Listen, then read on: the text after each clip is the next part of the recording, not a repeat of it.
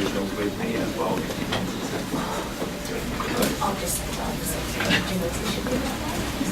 Oh, just had sensitive issues, so that's Is it a G? it's an H. It'll be Joe. It'll go into Joe. There you go. G. It was a G. Okay, lovely. Thank you. So do we need to So I just need to do. And it might be with my shoes. Yeah, as it's you, Dominic. Morning, Sarah. How did you go yesterday? A peacock. Zapping.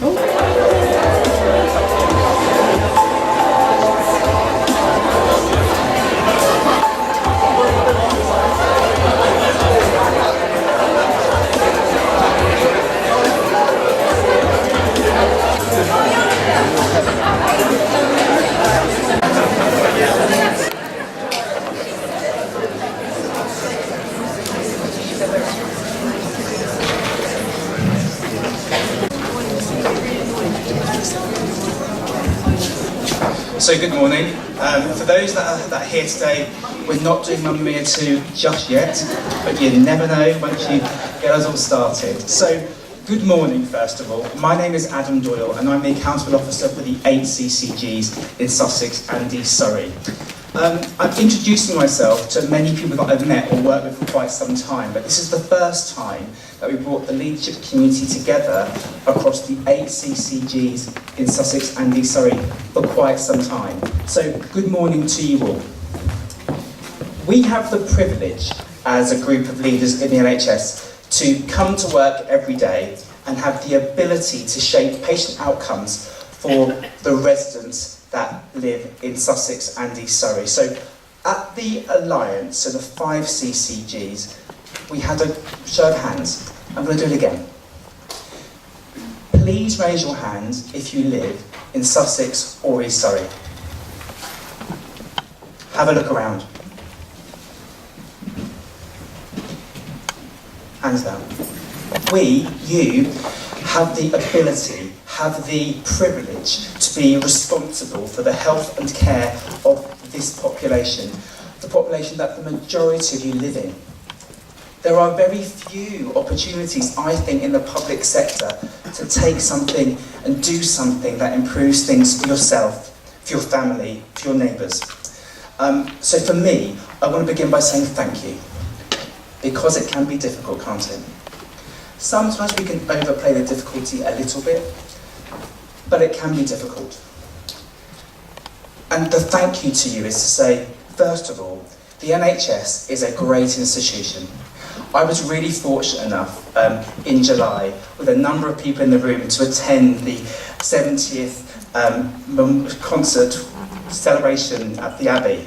And I listened to people's stories about the NHS, and I felt, personally really inspired, but also I felt a bit of the weight of the job that day, recognising what we're all responsible for. There are many ways that we can describe how we lead, and there's many ways that we can describe how not to lead.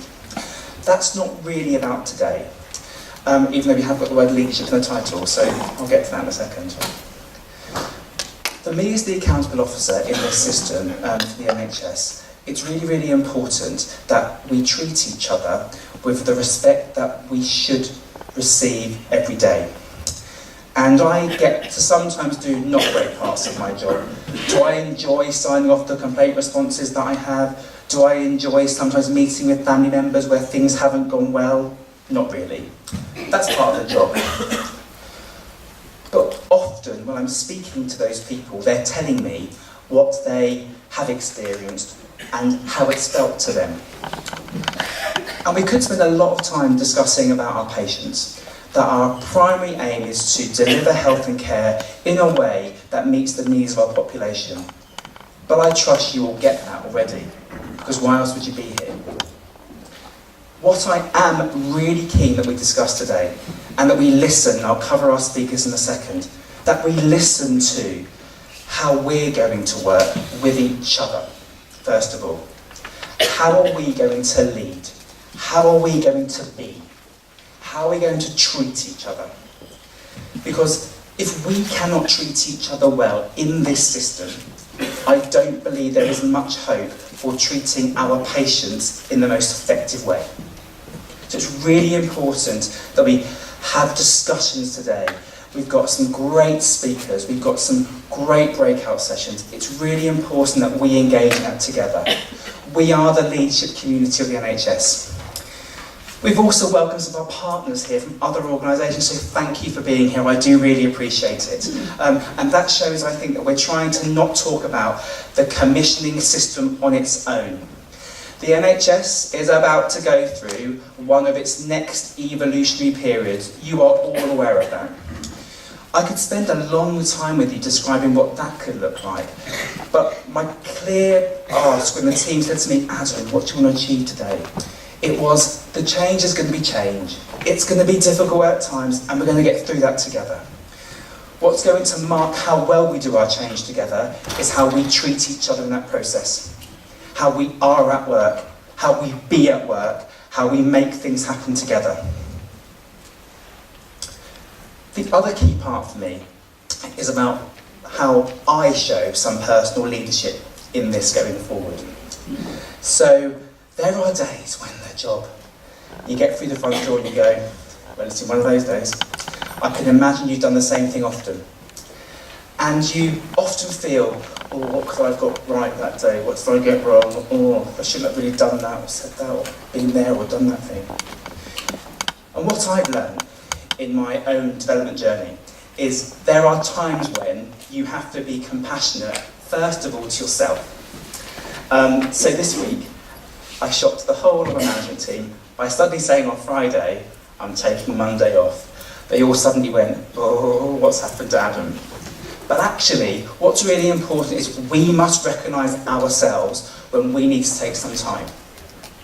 I recognise how hard my team work. My team work incredibly hard every single day. I ask them to do things that sometimes I think, that's another thing you've asked Geraldine to do again, and it's another thing she's going to do really, really well, but she's going to have to put something on hold to make that happen. I do that every single day. I'd like to think I do that well every single day. I don't do well every single day, do I? Let's be honest.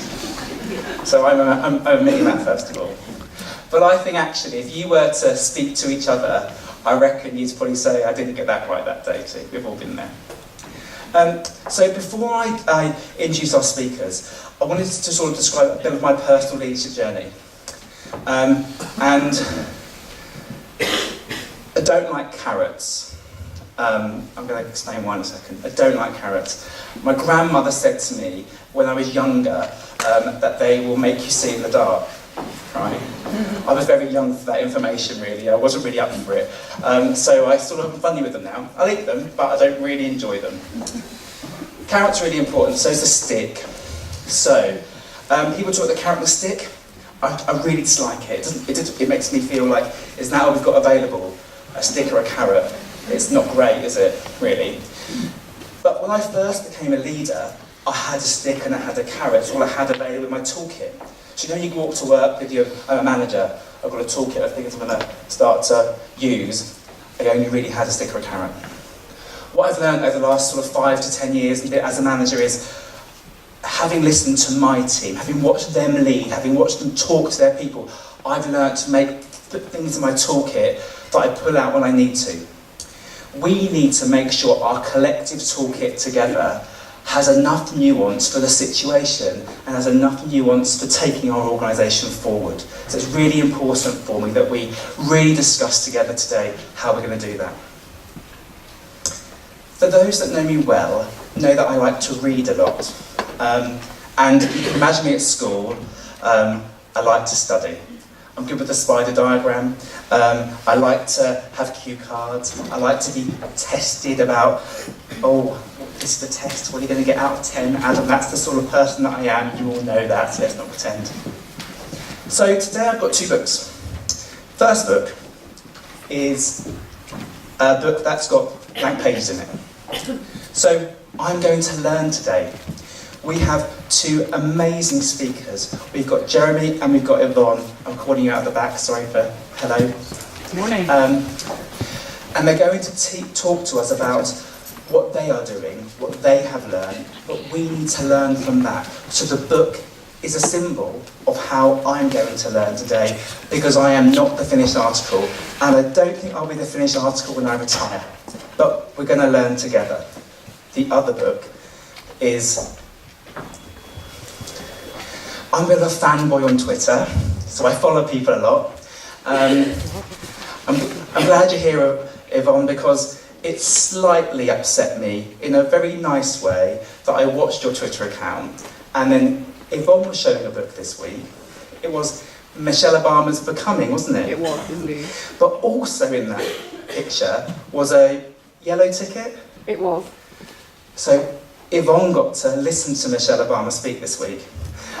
So I was slightly jealous and slightly like, wow, Yvonne's seen Michelle, and now she's seeing me. What a wonderful week. And when Byron said, she's running a bit late, I was like, maybe I can get off the stage before she gets here. But we're here now, so that's fine. So, my very good work colleagues know that I read a lot. I've got a list of quotes I like to give out. I've also got a lot of people I like to read. So I have a book by my bed. I've had this book by my bed for about a year, and sometimes I read it when I'm having a bad day, or I need to get off to sleep, or I'm worried about things, and it's from Oprah Winfrey. So I read her a lot. My team often get quoted things from her, and they're like, here he goes again. Is that fair? Elizabeth and Geraldine and I are very lucky to be on a leadership course in the summer, and they got a quote every morning. Didn't we? But there's one quote I wanted to give you that I do read a lot when I'm talking to myself about how do we lead, how do we manage, how do we take things forward, really. Because sometimes you rate yourself out of 10, because I'm that kind of person who go, today wasn't a great day, didn't go that well. You know, in the last month I've had good and bad days in this job, and maybe things haven't gone well. You've come to speak about things that haven't gone well, we've had that conversation. But there's a quote I wanted to read you, because I thought it's important that we all start to look for points of inspiration out of our system, rather than always looking within them for how we're going to take things forward. So, as a leader, what is my job? And the question that I'm currently working through is, how do I lead the Rue people? How do I put my control freakery to the side a little bit? How do I get the best out of all of you? How do you get the best out of me? And the quote I wanted to read you was, I can give to someone else in the same way that someone has given to me. And I know for sure what we're here to do. We've got to keep the giving going. Keep the giving going. Keep the giving going for our patients. Keep the giving going for each other. And most importantly, keep the giving going for yourselves. Because I don't know about you, but I want to come to work and I want to feel that we, as a leadership team, as a group of leaders, as a group of organisations together, that we're going to give to our population, because that is what our population deserve. Thank you.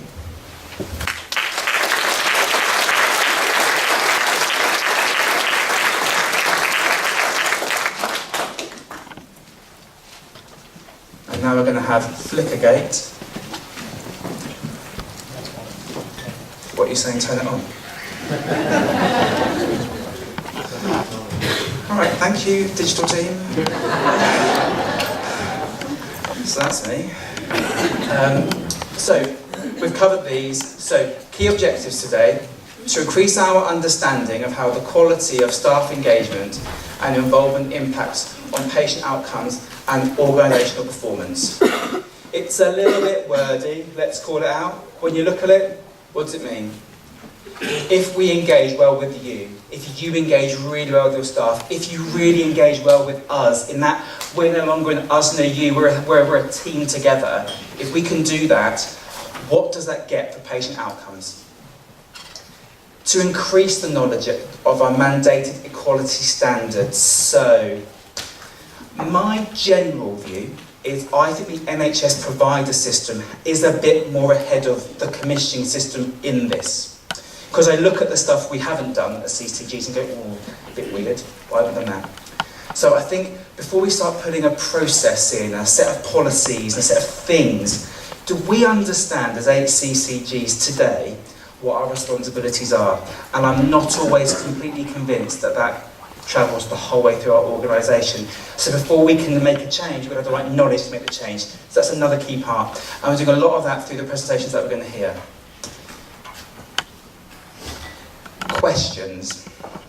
So in a world where people are able to ask a question, that'll be fab. Put your hand up, we'll answer it. Some people don't feel comfortable with that. And we've started using the work of Slido for people to ask questions. And later on in the session, we'll have a panel of 5 people ready to answer any questions that you may have. We'll have Jeremy, we'll have Yvonne, we'll also have members of our own team. So you can ask questions about how we take that forward together. So please log on to Slido, #inclusion, and we can definitely then ask some questions that we can then get some answers to going forward.